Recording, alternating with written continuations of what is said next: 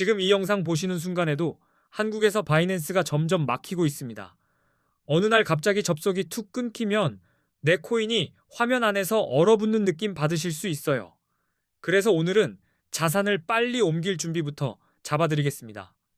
최근 한국에서 미신고, 해외 가상자산 거래소 앱들이 압박을 받고 있고 바이낸스도 예외가 아닙니다. 단순한 소문이 아니라 실제로 막히는 조치가 이어지고 있어서 설마 하다가 뒤통수 맞기 딱 좋은 흐름입니다. 이미 벌어진 일부터 말씀드릴게요. 바이낸스 같은 미신고 해외 거래소 앱이 구글 플레이 스토어에서 다운로드와 업데이트가 차단되었습니다. 설치는커녕 업데이트가 막히면 앱이 점점 낡아가고 그 낡음이 결국 리스크로 바뀝니다. 더 무서운 건 여기서 끝이 아니라는 점입니다. 금융당국 압박으로 접속 제한 조치도 진행 중인 상황이라 지금은 되더라도 다음엔 안 될 수 있습니다. 거래 화면이 안 뜨는 그 순간을 기다릴 이유가 전혀 없습니다. 그래서 바이낸스 이용자분들은 바이낸스에 있는 자산을 신속히 다른 거래소로 옮겨야 하는 상황입니다. 나중에 옮기지 뭐가 아니라 옮길 수 있을 때 옮긴다가 맞는 판단이에요. 이번 조치는 금융정보분석원 FIU에 정식 신고하지 않은 해외 거래소에 대한 제재 흐름입니다. 즉 그냥 서비스 불편이 아니라 제도권 압박이라는 뜻이라 앞으로 더 강해질 가능성을 염두에 두셔야 합니다. 기존 이용자분들은 선택지가 몇 가지로 갈립니다.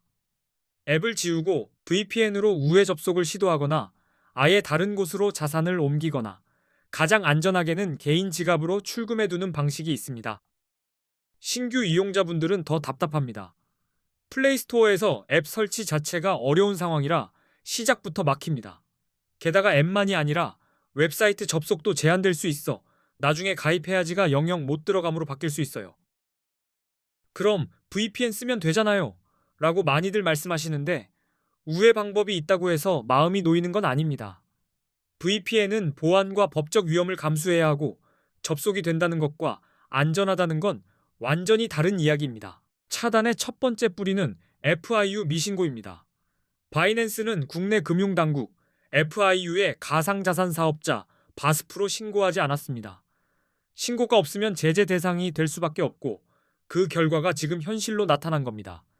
두 번째는 구글 정책입니다.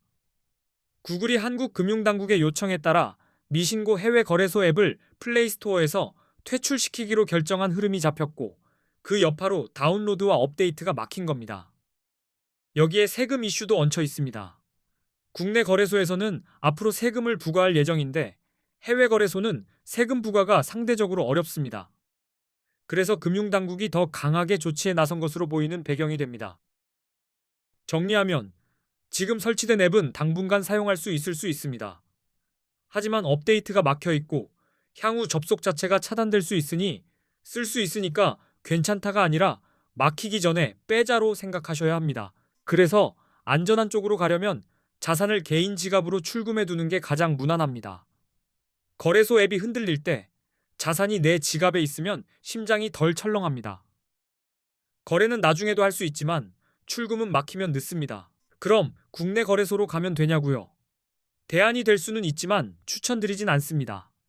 국내 거래소는 레버리지 사용이 불가능하고 거래 수수료도 높은 편이며 추후 세금까지 부과될 예정이라 단타나 선물 관점에선 답답해질 수 있어요. 그래서 이번 사태 이후 한국인들이 가장 많이 가입하고 이동하고 있는 거래소 5개를 비교 분석해 두었습니다.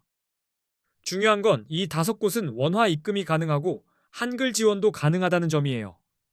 옮길 때 막히지 않아야 하니까요. 게다가 수수료가 저렴한 곳들로 골라두었고 가입 시 $100를 지급하는 이벤트를 진행하는 곳도 포함되어 있습니다.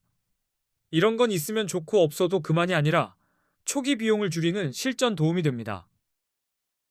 이 5개 거래소 정보는 고정 댓글에 깔끔하게 정리해 두었습니다. 지금 영상 보시면서 겁먹고 끝내지 마시고 손이 떨리기 전에 고정 댓글부터 확인하시고 이동 루트부터 잡아두세요. 자, 이제부터는 코인 선물 거래의 기본적인 단타법으로 넘어가겠습니다. 많은 분들이 롱이냐 숏이냐를 감으로 찍는데 감은 시장에서 제일 비싼 수업료를 내게 만듭니다. 기준을 만들어 드릴게요. 비트코인 같은 암호화폐는 변동성이 정말 큽니다. 같은 날, 같은 시간에도 위아래로 크게 흔들리니 진입 타이밍이 생명입니다. 타이밍이 반박자만 늦어도 수익이 아니라 스트레스로 바뀌는 게 선물입니다. 시작은 아주 단순합니다. 먼저 롱 포지션과 숏 포지션 개념부터 정리하겠습니다. 롱은 가격이 오를 거라고 예상해서 진입하는 매수 쪽 베팅이고, 숏은 가격이 떨어질 거라고 예상해서 하락에 베팅하는 포지션입니다. 이제 언제 롱을 잡고 언제 숏을 잡는가로 들어가죠. 저는 초보자일수록 신호를 여러 개 겹쳐서 보라고 말씀드립니다. 하나만 믿으면 흔들리고 두세 개가 겹치면 멘탈이 단단해집니다. 롱 포지션은 가격 상승을 예상할 때 유리합니다. 차트에서 강한 상승 추세가 보이면 후보로 올립니다. 고점을 여러 차례 더 높여가며 올라가는 흐름이라면 시장이 올라갈 힘을 계속 보여주고 있다는 뜻입니다. 기술적 분석에서 많이 보는 게 이동평균선입니다. 50일 이동평균선이 150일 이동평균선을 위로 돌파할 때 흔히 골든 크로스라고 부르고 강한 상승 신호로 해석합니다. 추세가 바뀌는 장면을 포착하는 거예요. 거래량도 꼭 보셔야 합니다.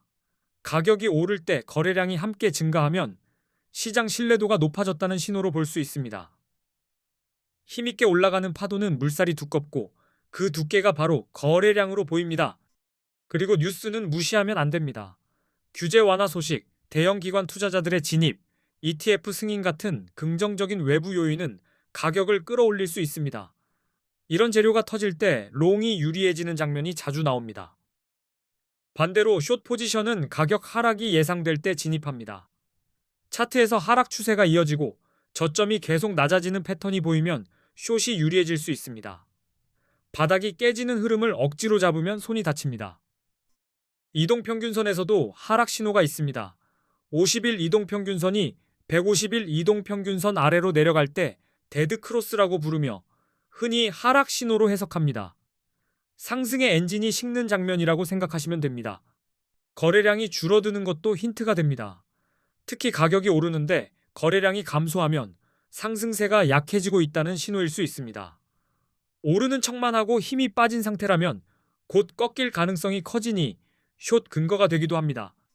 부정적인 뉴스도 하락에 영향을 줍니다. 규제 강화, 해킹 사고, 주요 국가들의 암호화폐 규제 정책 강화 같은 소식이 나오면 시장 심리가 얼어붙을 수 있습니다. 공포는 생각보다 빠르게 가격에 반영됩니다. 여기서 보조지표를 붙이면 판단이 더 또렷해집니다. 비트코인 시장에서는 기술적 분석이 특히 중요하고 대표적으로 RSI, 맥D, 볼린저 밴드를 많이 씁니다. 초보자도 익숙해지면 큰 도움이 됩니다. RSI는 과매수, 과매도 상태를 판단하는 데 유용합니다. RSI가 70 이상이면 과매수로 해석해 숏을 고려할 수 있고 30 이하이면 과매도로 해석해 롱이 유리할 수 있습니다. 과열과 냉각을 숫자로 보는 거죠. 맥디나 볼린저 밴드는 트렌드와 변동성을 더 잘 보게 해줍니다. 맥디는 흐름의 전환을 힌트로 주고 볼린저 밴드는 가격이 얼마나 팽팽하게 흔들리는지 보여줍니다. 결국 롱과 숏을 고르는 기준을 하나 더 쥐게 됩니다. 실전에서는 이렇게 묶으시면 됩니다. 상승 추세, 골든 크로스, 거래량 증가, 긍정 뉴스가 겹치면 롱 쪽 확률이 올라갑니다. 반대로 하락 추세, 데드 크로스, 힘 빠진 거래량, 부정 뉴스가 겹치면 숏 쪽이 유리해질 수 있어요. 결론은 간단합니다. 롱은 상승 추세와 긍정 신호를 확인하고 숏은 하락 추세와 부정 신호를 근거로 결정하셔야 합니다. 감정이 아니라 근거로 진입하면 손이 덜 떨리고 판단이 빨라집니다. 그리고 다시 한번 말씀드립니다. 고정 댓글에는 이번 이동 이슈와 함께 정말 유용한 꿀팁을 정리해 두었습니다. 거래소 5개 비교부터 원화 입금, 한글 지원, 수수료, 이벤트까지 한 번에 확인하실 수 있어요. 이 영상이 코인 단타에 도움이 되셨습니까? 앞으로도 초보자분들이 실수 줄이고 기준을 세우는 데 도움이 되는 영상 많이 올리겠습니다. 끝까지 시청해 주셔서 감사합니다. 지금은 겁이 나는 게 정상입니다. 다만 겁이 난 김에 자산부터 안전한 곳으로 옮기고 그 다음에 차분하게 롱과 숏 기준을 연습하시면 됩니다.